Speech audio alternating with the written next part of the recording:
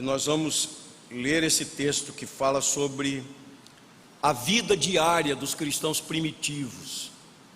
Queria que a gente pudesse visualizar assim, imaginar aquele contexto histórico, social, que estava acontecendo ali, e a gente lê esse texto dessa perspectiva. Vamos ler juntos, queridos, Atos 2, de 42 a 47, vamos ler juntos. E perseveravam na doutrina dos apóstolos e na comunhão, no partir do pão e nas orações.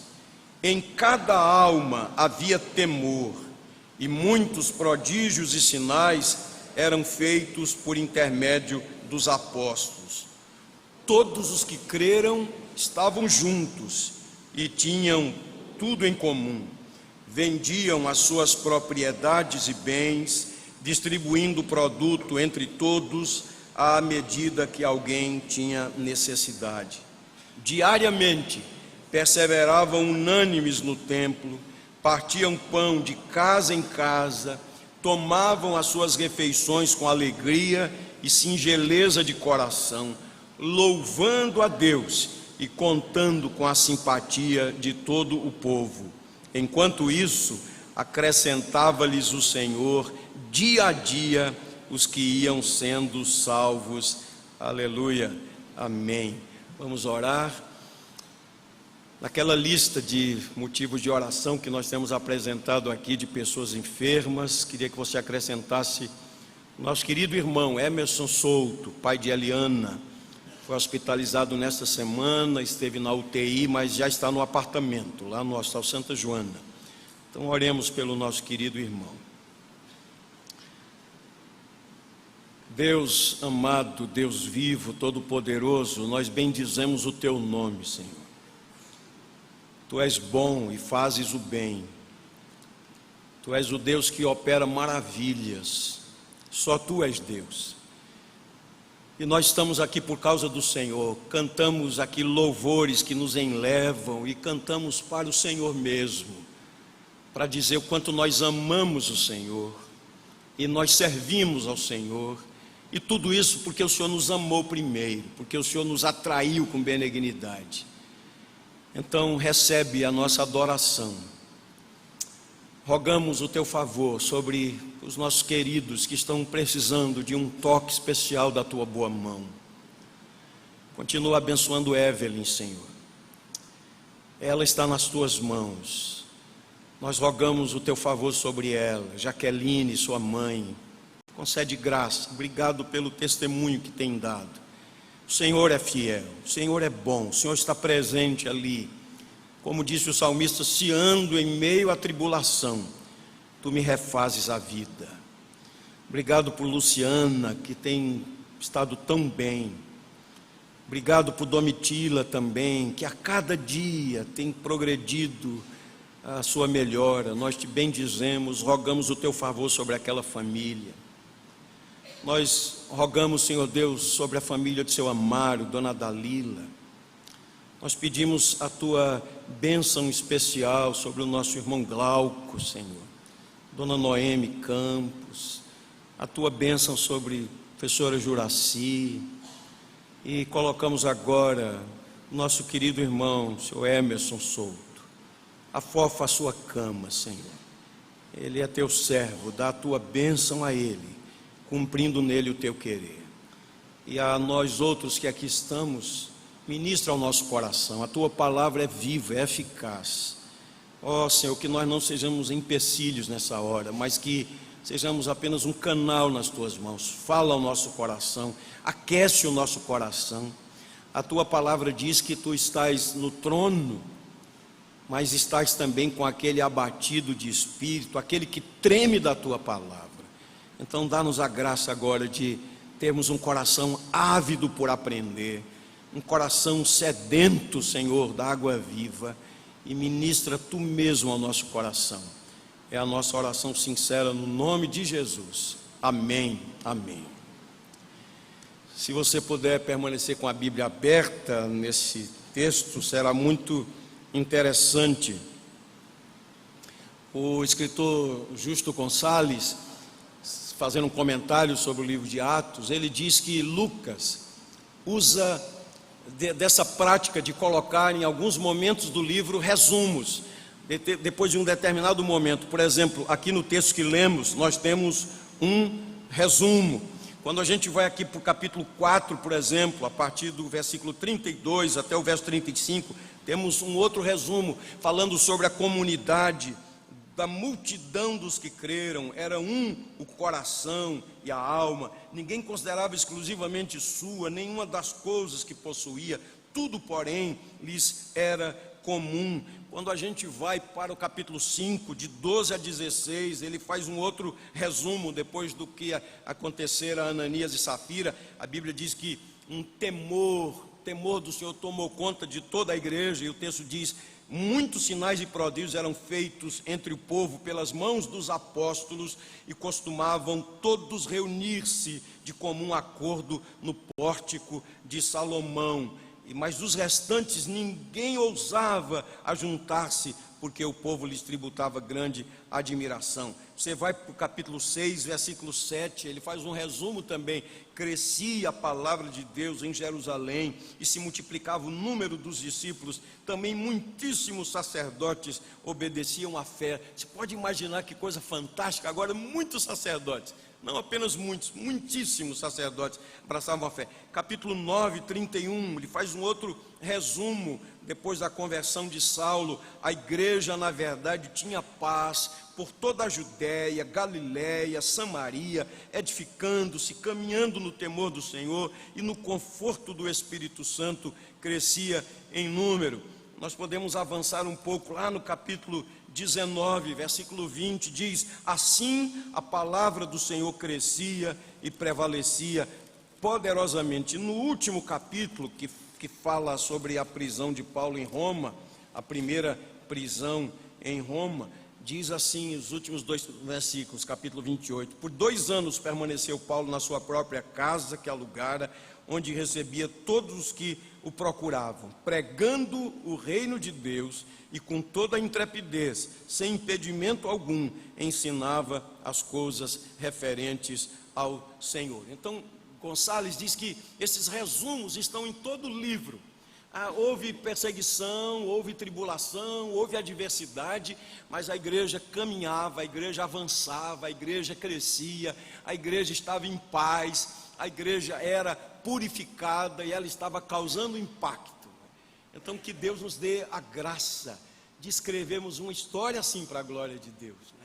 Não nos acomodarmos, não ficarmos estagnados, mas entendermos que temos uma missão aqui, que nós estamos caminhando, que nós somos discípulos, e essa é uma marca muito forte do discipulado.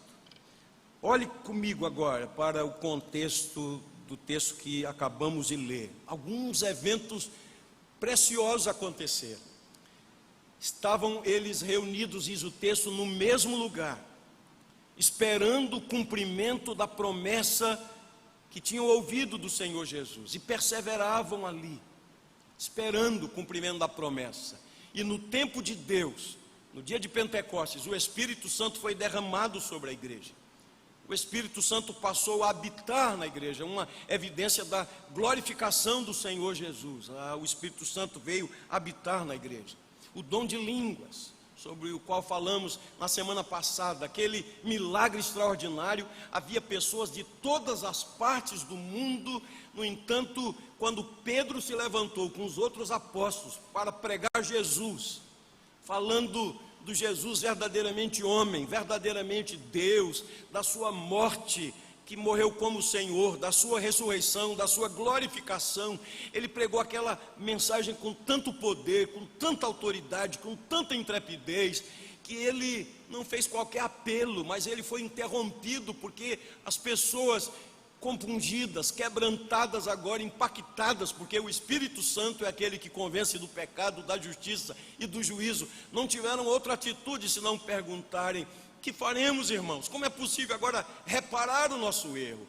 E a palavra foi: arrependei-vos e cada um seja batizado em nome de Jesus, para que sejam cancelados os vossos pecados, e diz a palavra de Deus que houve naquele dia um acréscimo de cerca de 3.000 pessoas. Então é nesse contexto aqui, queridos irmãos, que nós estamos estudando. Lucas agora fala sobre a conduta dos cristãos. Eu queria que você pudesse imaginar as mudanças que aconteceram. Uma comunidade de 120 pessoas, todos se conheciam pelo nome. Agora essa comunidade passou a ter 3.120 pessoas, dizendo aqui literalmente, 3.120 pessoas. Você imagine agora o que aconteceu, como organizar o departamento infantil. Uma coisa é uma igreja de 120, outra coisa é uma de 3.120, E como filmar os cultos, tiveram que trabalhar, a mídia foi reformulada, uma reengenharia, para a mídia. E escola dominical, imagine só, a demanda aumentou, e o texto nos fala exatamente sobre a conduta dos cristãos. Quem assistiu ao programa Verdade e Vida na manhã de ontem, uma mensagem do pastor Hernandes, ele estava destacando alguns pontos que eu reputo como relevantes para tratarmos aqui nessa parte introdutória. Está falando sobre alguns perigos. Perigo da superficialidade. Quantas pessoas há que estão na igreja, mas sem profundidade, vivendo na superficialidade? O perigo do pragmatismo, segundo o que ele destacou. Pragmatismo é uma praga que tem invadido as igrejas. A pergunta que é feita não é: isso é verdade? A pergunta é: isso funciona? Dá certo? Essa é a pergunta que é feita. Isso é pragmatismo. As pessoas não estão muito preocupadas com o conteúdo, estão preocupadas com o efeito. E como dizia o sábio pastor Francisco Leonardo, há uma diferença entre bênção e resultado. A gente pode conseguir muitos resultados se você aplicar os princípios da propaganda, do marketing, se você aplicar princípios da psicologia, você pode muito bem conseguir mobilizar, angariar, reunir pessoas, Isso é possível acontecer. A grande pergunta é bênção ou é resultado? E o pragmatismo sempre está mirando o resultado. Olha, funciona, deu certo. Ele destacou uma outra coisa perigosa também: a falta de compromisso. Estamos estudando sobre discipulado. Um discípulo é alguém comprometido, é alguém responsável, é alguém engajado. Um discípulo não é alguém que apenas se torna ouvinte, que não quer se envolver absolutamente com nada. Não tem sentido isso, porque na verdade o Senhor distribuiu dons. Ele derramou dons sobre a igreja, capacitações especiais do Espírito Santo de Deus. Então, todos os que formamos a igreja, os que somos igreja, todos nós temos dons. Eu ouso dizer com convicção, pelo menos um dom cada um de nós tem. E a grande questão é identificar esse dom e consagrar-se ao Senhor para ser usado. Mas há uma falta de compromisso muito evidente, falta de conhecimento das Escrituras, falta de conhecimento das doutrinas básicas, as doutrinas da graça, falta de esperança, uma superficialidade muito grande também nos relacionamentos. E ele falou sobre dois outros perigos: vulnerabilidade, que é até uma consequência, se há superficialidade, pragmatismo, falta de compromisso, obviamente que vulnerabilidade será uma consequência natural. E outro uso de máscaras, de um faz de conta, a máscara do domingo, a máscara do adorador, a máscara do bonzinho, do servidor. Esta igreja, queridos, que não era uma igreja perfeita, como vamos ver na sequência do estudo, ela tinha uma conduta que mereceu da parte do Espírito de Deus o destaque. O editor colocou aqui em negrito: como viviam os convertidos. E o texto nos fala sobre isso, e é sobre essa vida diária dos cristãos primitivos que nós vamos meditar nesta manhã. Esses versículos descrevem exatamente a conduta desses cristãos, e o termo enfatizado aqui é perseverança. Então, olhe comigo para o texto bíblico. Em primeiro lugar, vamos meditar sobre a maneira como viviam os primeiros cristãos, os cristãos primitivos. Versículos 42 e 43. Diz que eles perseveravam em 4 áreas. O termo perseveravam, que aparece aqui, indica o entusiasmo daquela nova comunidade. Na verdade, era uma comunidade entusiasmada, mobilizada, comprometida. E são 4 áreas vitais para a vida da igreja. Era uma comunidade dedicada a tudo aquilo que fazia. E, queridos, esta é uma marca evidente, clara, distintiva de um discípulo de Jesus. É esse compromisso, é essa perseverança, é esse entusiasmo na fé. Em primeiro lugar, aqui, subdividindo, né? Nós estamos falando sobre a maneira como eles viviam. Eles perseveravam em 4 áreas. E a primeira área, como está dito aqui, é o entusiasmo no estudo da palavra de Deus. Esse entusiasmo. Nós vivemos um tempo de muita facilidade. Todo mundo hoje tem acesso às Escrituras Sagradas. A Bíblia, livro, existe de várias formas, né? Até fico muito preocupado às vezes quando começam a dar os títulos à Bíblia, né? A Bíblia, não tenho nenhuma dificuldade em relação à Bíblia da mulher, Bíblia do homem, porque são estudos específicos que aparecem lá. Mas tem a Bíblia da prosperidade, a Bíblia não sei do que. Essas coisas são meio perigosas, né? É como alguém disse, os mais antigos aqui se lembram da chamada caixinha de promessa. O pessoal novo não sabe nem o que é isso, caixinha de promessa, o que é isso? Não é do meu tempo também não, né? Mas o pastor Sérgio tem uma ainda hoje, né? Que ele guarda. Caixinha de promessa é interessante, né? Alguém disse assim: todo mundo sabe o que está escrito em João 3,16, não é verdade? João 3,16 está lá na caixinha de promessa. Deus amou o mundo de tal maneira. Agora, o que está escrito em 1 de João 3,16? Não vou perguntar a vocês não, sei que vocês sabem, né? Mas muita gente não sabe. Porque parece a mesma coisa, né? O mesmo escritor, a mesma referência, só muda o livro. João 3,16 diz que Deus amou o mundo de tal maneira que deu a sua vida. Mas 1 de João 3,16 diz que assim como o Senhor deu a sua vida, nós devemos dar a vida pelos nossos irmãos. Mas a gente não decora esse versículo, não é verdade? É mais fácil decorar João 3,16, né? Então hoje as pessoas têm acesso à palavra de Deus, né? Os meios eletrônicos, você pode baixar lá o arquivo, qualquer versão da Bíblia, se quer atualizada, corrigida, NVI, Rei Tiago, qualquer língua, você tem acesso às Escrituras Sagradas. Mas é impressionante, queridos, como nós conhecemos muito pouco as Escrituras Sagradas. Tem gente que está na igreja há muitos anos e nunca leu a Bíblia toda. Isso não é meio preocupante, né? Nunca leu a Bíblia toda. Sofonias, vamos abrir Sofonias, né? Estou aqui perto de Colossenses. Sofonias, né? Existe isso, Sofonias, né? É verdade.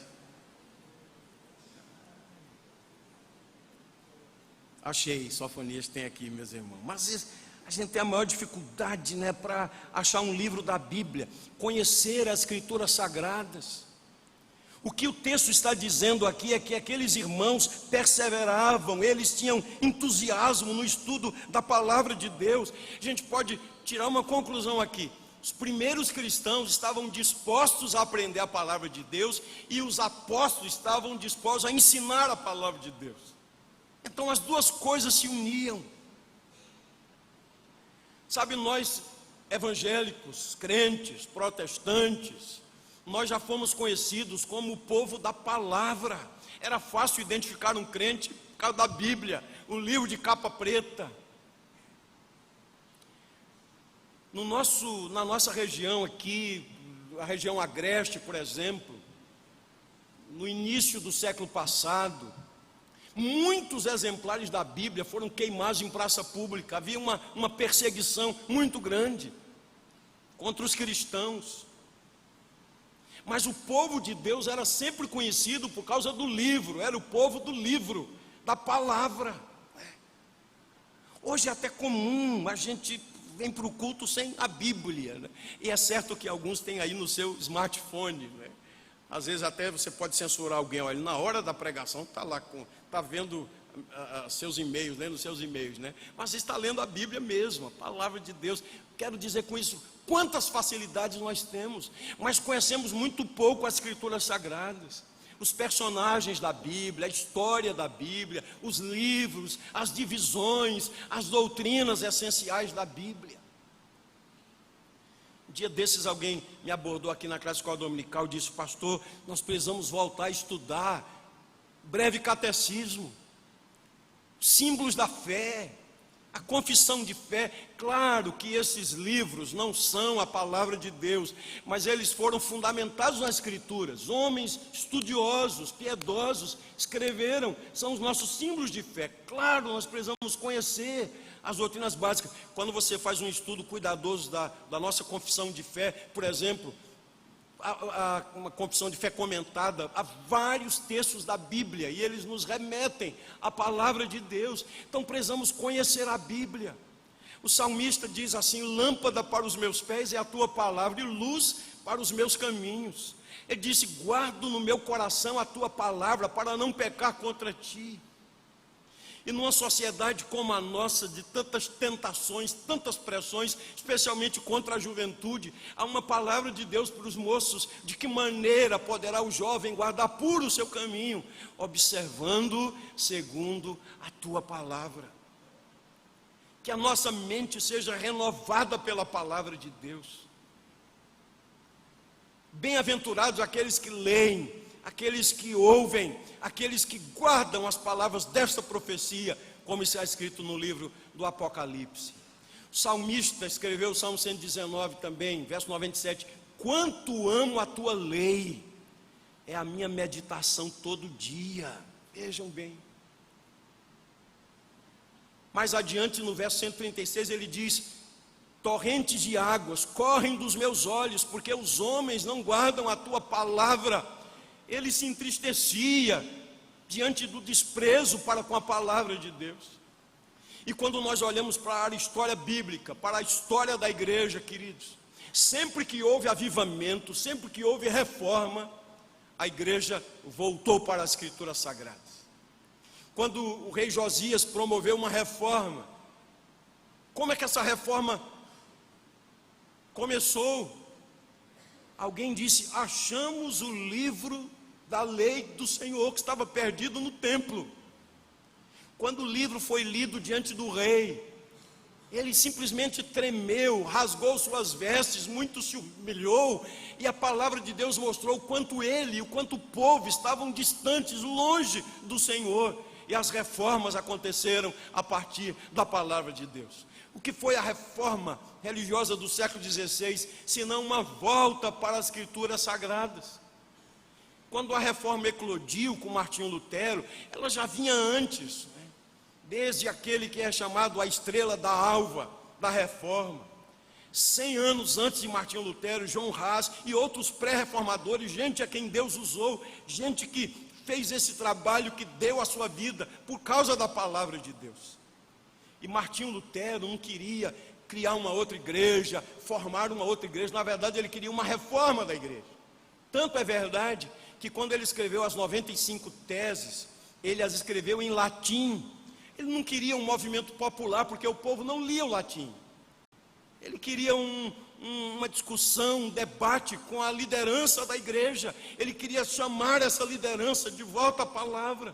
Seu coração ardia pela palavra, porque ele conheceu a verdade através da palavra. Ele que tinha pavor à justiça de Deus, que se considerava tão pecador e Deus tão santo, um dia o Espírito de Deus iluminou os olhos do seu coração, e ele percebeu que a justiça de Deus foi uma justiça graciosa em Cristo Jesus, porque Jesus levou sobre si os nossos pecados. Foi a palavra, queridos, e esses cristãos primitivos manifestaram entusiasmo no estudo da palavra de Deus. Estavam dispostos a aprender, e os apóstolos estavam dispostos a ensinar.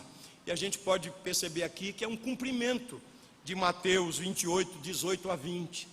Ide por todo mundo, pregai o evangelho, ensinando, batizando, ensinando todas as coisas que vos ordenei, disse o Senhor. E agora os apóstolos estavam fazendo isso. Tudo aquilo que eles tinham aprendido com o Senhor, eles estavam compartilhando. Então, perseverar na doutrina dos apóstolos, no nosso contexto, significa manifestar entusiasmo, interesse no estudo da palavra de Deus. Eles perseveravam na prática de aprender com os apóstolos. Segundo lugar, o prazer na convivência.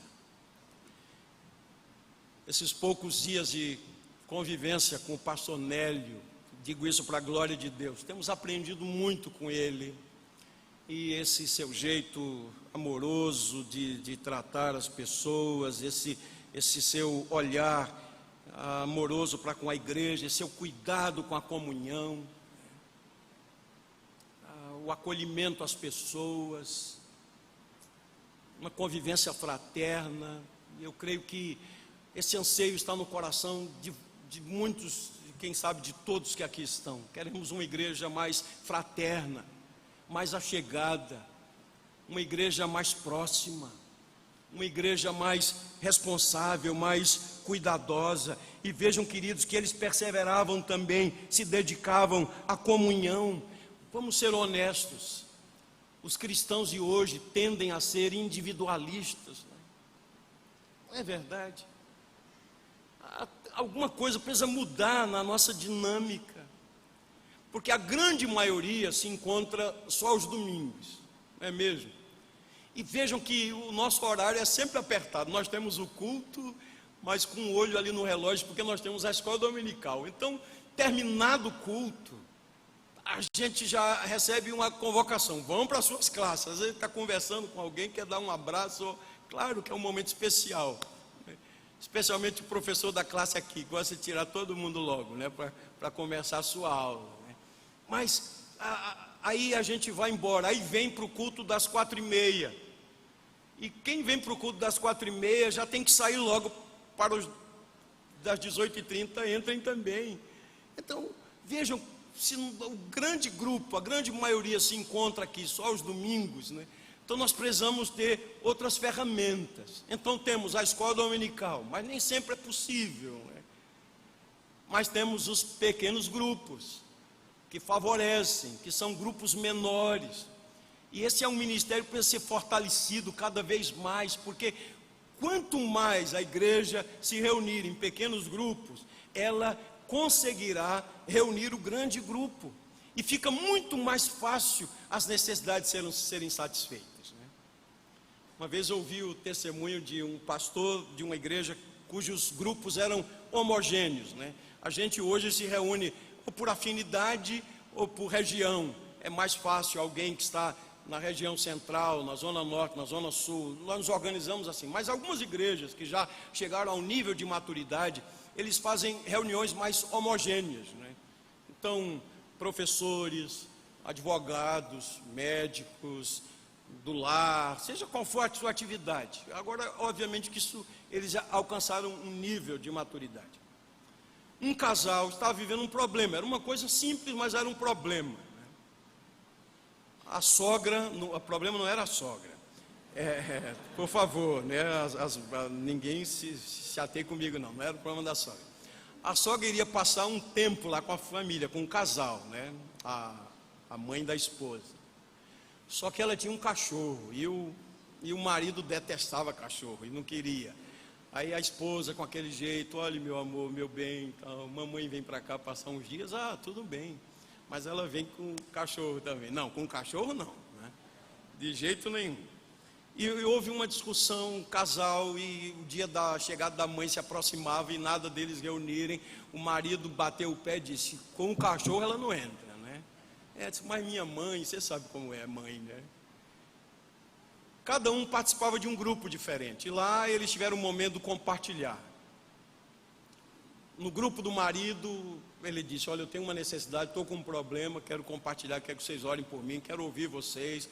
O grupo ouviu, orou por ele e deu um conselho: mas por que você não cede? Você vai fazer tão bem a sua esposa, você estará honrando a sua esposa, e tanto mais que é por alguns dias apenas, né?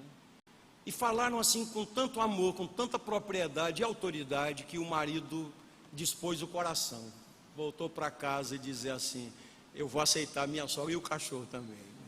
Essa disposição.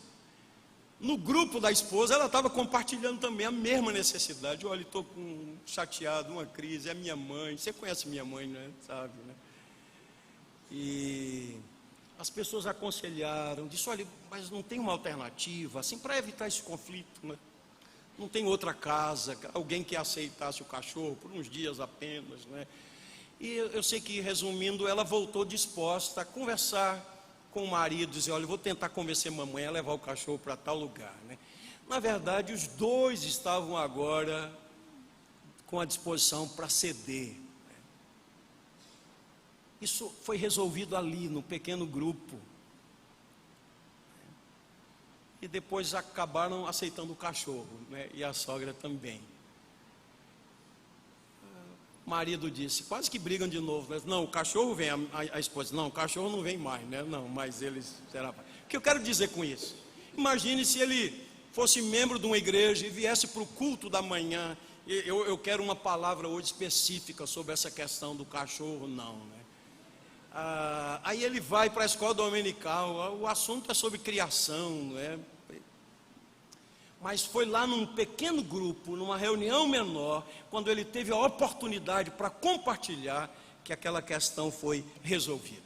O que a gente pode entender aqui, resumidamente, é que havia naquela comunidade compartilhamento, solidariedade. Diz aqui o texto que em cada alma havia temor, e eles perseveravam na comunhão dos apóstolos, na doutrina dos apóstolos, na comunhão, no partir do pão, nas orações. Na verdade, a igreja é caracterizada por um relacionamento próximo de parceria.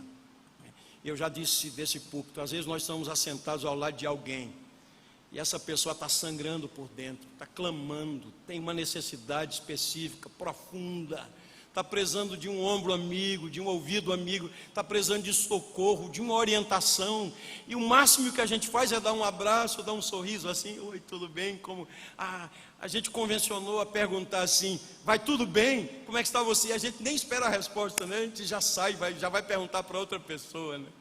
Então, comunhão, eles tinham prazer na convivência. A igreja, como eu disse, é caracterizada por um relacionamento próximo de parceria, mutualidade. A Bíblia fala muito sobre isso. Nós somos membros uns dos outros.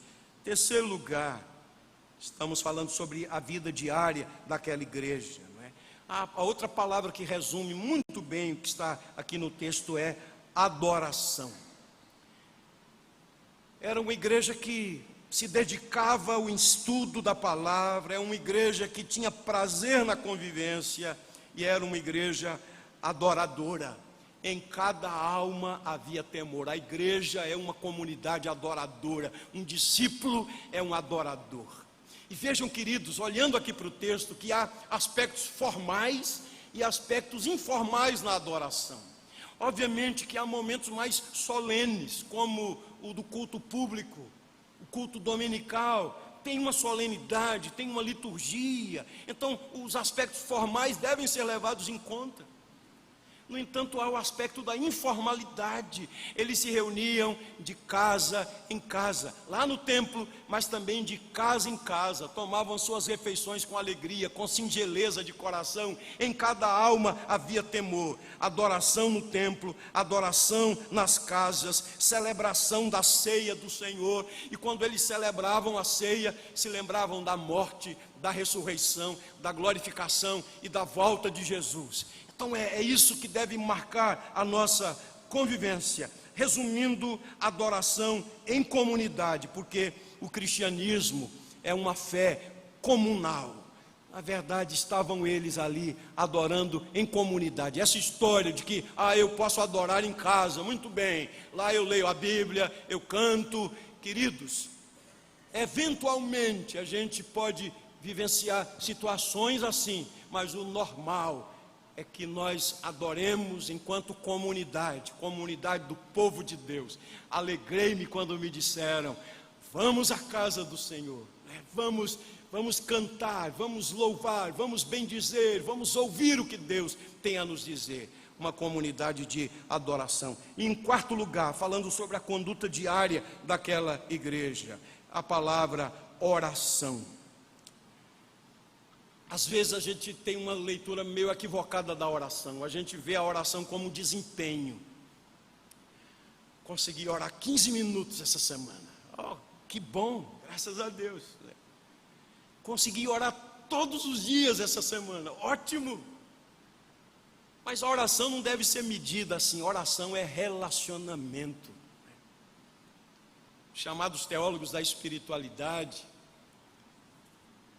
James Houston, por exemplo, esses homens falam muito sobre isso. Ricardo Barbosa.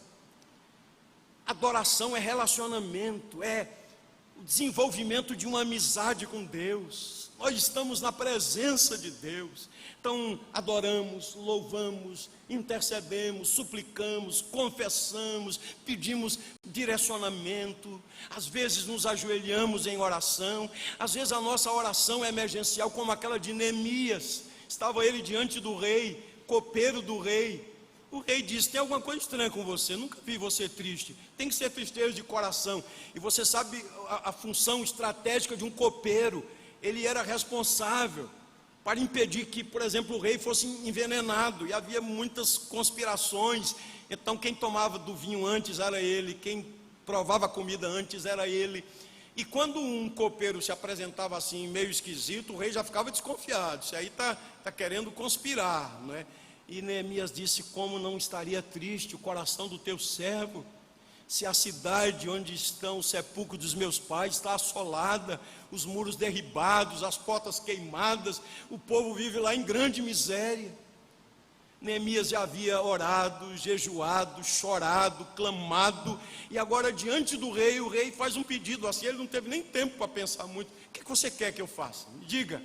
E diz o texto que ele, ali numa oração muito rápida, né?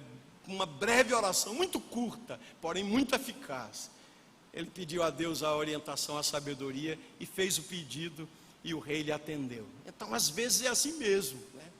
Às vezes a oração é como a de Jesus antes de chamar os discípulos. Se a gente fizer uma interpretação literal ali, ele passou uma noite inteira orando antes de chamar os discípulos. Às vezes é assim, mas a oração sempre tem que ser vista como um relacionamento. Nós precisamos nos dedicar à oração com o mesmo afinco com que se dedicavam aqueles cristãos primitivos. Como disse alguém com muita sabedoria, o Espírito Santo é um espírito de oração. Ele ora 24 horas por dia. E a pessoa argumentou da seguinte maneira: olhem para a vida de oração dos apóstolos nos evangelhos e olhem para a vida de oração deles no livro dos Atos dos Apóstolos. Que mudança profunda. Aqueles discípulos que não oraram sequer uma hora com Jesus, lá quando estava no Getsêmani, nem uma hora vocês puderam orar comigo. Estavam com os olhos pesados, com sono. Agora era diferente. Quase que em todas as páginas do livro de Atos a gente lê alguma coisa sobre oração. E quando Paulo escreveu aos Efésios, esse texto que é tão precioso, falando sobre o combate cristão, inclusive há um livro escrito por Martin Lloyd-Jones comentando, na verdade uma série de sermões nesse texto, o combate cristão, a partir do versículo 10, quando ele fala sobre a armadura de Deus, Efésios 6:10, ele fala: quanto ao mais sede fortalecidos no Senhor, na força do seu poder, Revesti-vos de toda a armadura de Deus, para poderes ficar firmes contra as ciladas do diabo, porque a nossa luta não é contra sangue, a carne, sim contra os principados, potestades, contra os dominadores desse mundo tenebroso, contra as forças espirituais do mal nas regiões celestes. Ele diz, então, tomai toda a armadura de Deus, e começa a descrever, cingindo-vos com a verdade, vestindo-vos da couraça da justiça, calçai os pés com a preparação do evangelho da paz, embraçando sempre o escudo da fé, tomai também o capacete da salvação e a espada do Espírito, que é a palavra de Deus. Agora, o que é que diz versos 18 e 19? Com toda oração e súplica, orando em todo o tempo no Espírito Santo, e para isto vigiando com toda perseverança e súplica por todos os santos, e também por mim, para que me seja dada no abrir da minha boca a palavra, para com intrepidez fazer conhecido o mistério do Evangelho. Então, com toda oração, toda súplica, em todo o tempo, por todos os santos, oração. Como viviam aqueles cristãos primitivos? O texto nos fala sobre a vida diária dos cristãos primitivos. Estavam empenhados no estudo da palavra de Deus, amavam a vida comunitária, era uma comunidade adoradora, e uma comunidade que se relacionava com o Senhor através da oração. Agora, segundo e último lugar, nós vamos perceber quanto eles se amavam com dedicação. Amavam-se com dedicação. Versículos de 44 a 47. Às vezes a gente tende a pensar da igreja como um grupo monástico, uma comunidade isolada do mundo, mas esses cristãos primitivos não formaram assim um grupo monástico, uma comunidade isolada do mundo. Queria fazer algumas breves observações olhando aqui versos 44 a 47. Primeiro, havia propriedades particulares. Vejam, é muito importante compreender isso aqui. Me acompanhe aqui. Havia propriedades particulares. Não se tratava de uma comunidade de bens. Não era uma comunidade de bens, mas uma comunidade de cristãos dedicados uns aos outros, tão dedicados que estavam dispostos a compartilhar. Então, entendam isso. Havia membros da igreja que tinham propriedades. Não era uma comunidade de bens, mas uma comunidade de cristãos dedicados, que estavam dispostos a abrir mão de um determinado bem, se porventura faltasse alguém. Segundo lugar, segunda observação, é que enquanto alguns tinham propriedades, outros tinham necessidades. E nós precisamos agora considerar a circunstância de sua conversão. Por exemplo, voltando ao versículo 5 do capítulo 2, o texto diz: ora, estavam habitando em Jerusalém judeus, homens piedosos, vindo de onde? De todas as nações debaixo do céu. Então vamos compreender o que aconteceu ali. É muito provável que alguns tivessem feito a peregrinação a Jerusalém para participarem da Páscoa e disseram assim: nós vamos esticar nossa permanência até o Pentecostes, que era como eu falei aqui semana passada, que era uma festa muito importante. Pessoas afluíam de todas as partes, era a festa da colheita, a festa das primícias. Então, você pode imaginar, como o texto mesmo deixa claro no capítulo 2, que havia muita gente, havia um alvoroço na cidade, pessoas de todos os lugares. E você pode imaginar, nós temos lá nos Salmos, os chamados Salmos de degraus, Salmos de subida, que eram entoados quando o povo ia para Jerusalém. Estavam subindo, por isso chamado de cânticos de degraus.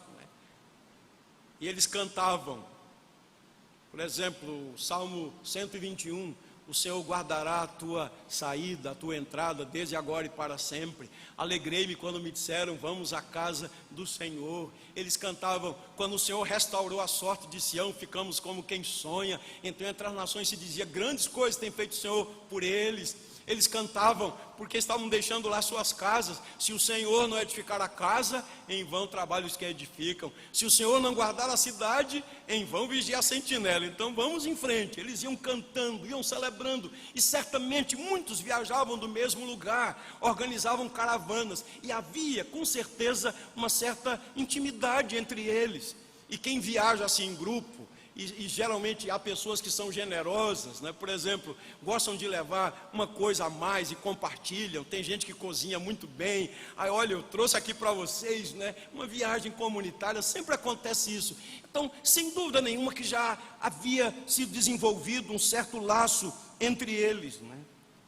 Mas, queridos, agora o que aconteceu? Eles se converteram a Jesus, foram batizados, formaram a igreja, e a gente pode entender aqui pelo contexto que muitos deles não voltaram para casa. Então você imagine, eles viajaram com a roupa do corpo, como se diz, ou com alguma outra peça lá para trocar nos dias, uma viagem planejada. Quem sabe planejaram 50 dias de viagem. Alguns tinham parentes, outros tinham conhecidos, mas e agora? E esse povo todo? Como alimentar esse povo? Como cuidar desse povo? Onde é que eles vão morar? Então certamente começaram a brotar algumas necessidades. E os necessitados começaram a ser socorridos. Vejam o verso 45. Vendiam suas propriedades e bens, distribuindo a medida entre todos, à medida que alguém tinha necessidade. É muito bom entender isso. Não se tratava de uma comunidade na qual tudo pertencia a todos. É bom, porque estou enfatizando isso.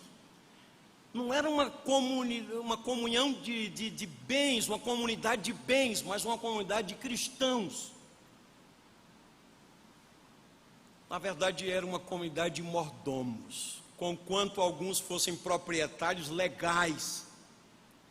Eles tinham essa consciência: tudo pertence ao Senhor, nós somos mordomos.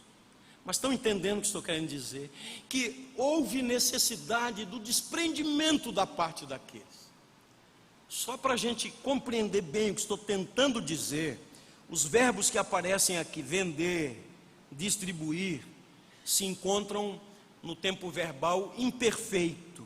É uma indicação de que a venda e a distribuição eram ocasionais.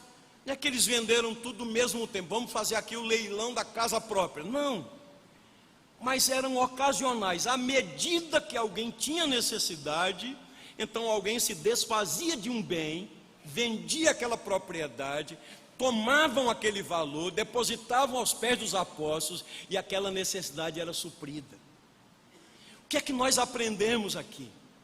Nós somos uma comunidade de pessoas, de cristãos em torno da pessoa de Jesus. Cada um de nós tem seus bens, suas propriedades, alguns planejam. Há uma consciência, tudo é de Deus, nós somos mordomos.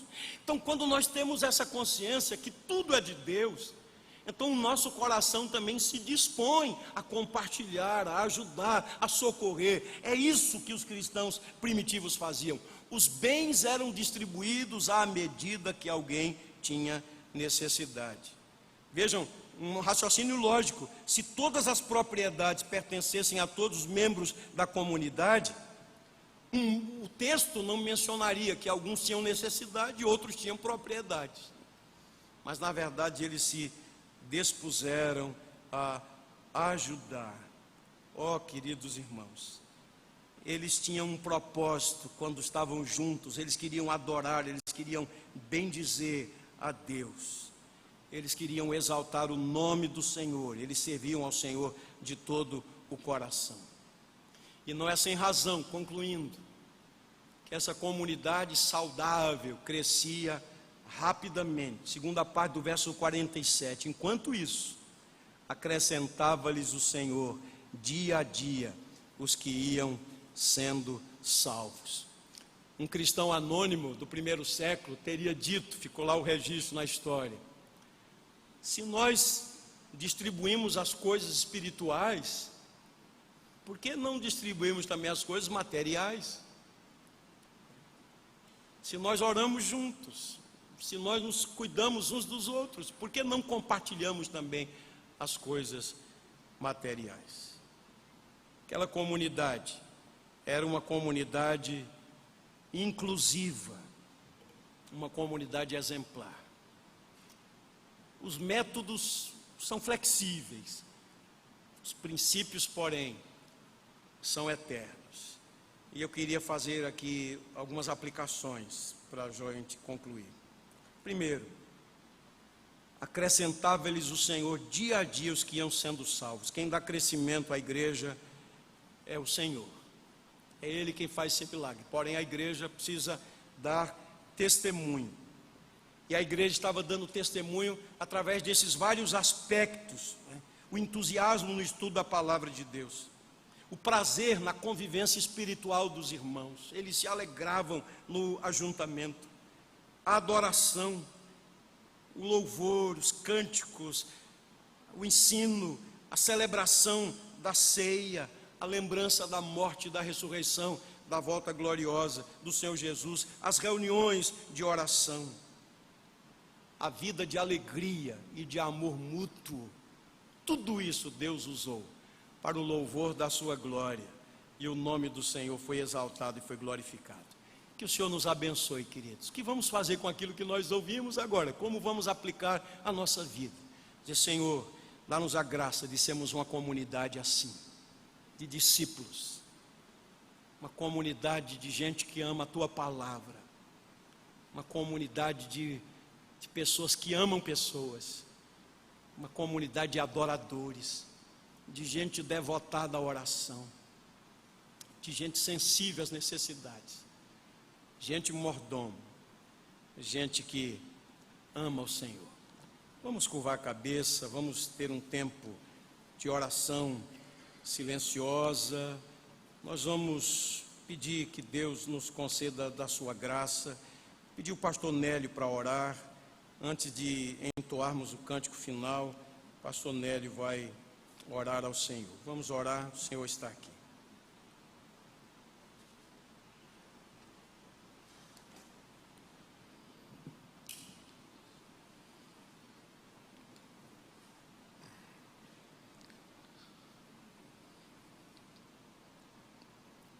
É maravilhoso, Senhor, saber que o Senhor é o mesmo de ontem, de hoje e para sempre será o mesmo. O Senhor é o alfa, é o ômega, o princípio e o fim. E a Tua palavra, Senhor, nos relembra que ela é mesmo e vai continuar sendo o nosso único norte a seguir. Os princípios que ouvimos, Senhor, nesta manhã, princípios antigos, princípios verdadeiros, princípios fiéis, princípios que são uma potência, uma dinamite para fazer uma transformação radical em conceitos, Senhor, que a mídia, tanto escrita quanto falada, tem proclamado em alto e bom som que ela é a verdade. E aqui estamos nós com os nossos corações compungidos, Senhor, diante deste impactante momento de tomarmos aquela decisão que o Senhor deseja que tomemos. Vimos a igreja do passado, Senhor, composta de pessoas exatamente semelhantes a nós, mas que tiveram a habilidade, pela Tua graça, de entender que o Senhor é um Deus que tem preparado o melhor para os seus filhos. Senhor, a minha oração pelo meu coração e pelo coração do Teu povo que o Senhor tanto ama, é que tomemos, Senhor, este exemplo de igreja imperfeita, muito parecido com a nossa igreja. Mas aqui está o registro de princípios, Senhor, que foram vivenciados, não apenas proclamados. E, ó Deus, nós queremos que o Senhor tenha muita misericórdia da nossa vida. E as decisões que vamos tomar a partir de agora possam refletir, Senhor, tudo aquilo que ouvimos. E continue-nos, Senhor, a falar, a mexer conosco, a incomodar-nos, trazer-nos a este santo desapontamento conosco mesmos, esse santo incômodo de vivermos uma vida sem graça, sem ver atos, sinais, prodígios, em pequenos atos, quando obedientemente fazemos aquilo que o Senhor deseja que façamos. Mesmo quando tudo ao nosso redor, quando todas as circunstâncias mentem contra o Senhor. Ó Senhor, continue a fazer isso na vida da nossa igreja. E nós lhe daremos, Senhor, toda a honra, toda a glória e todo o louvor. Em nome de Jesus, Senhor nosso, Senhor da igreja. Amém.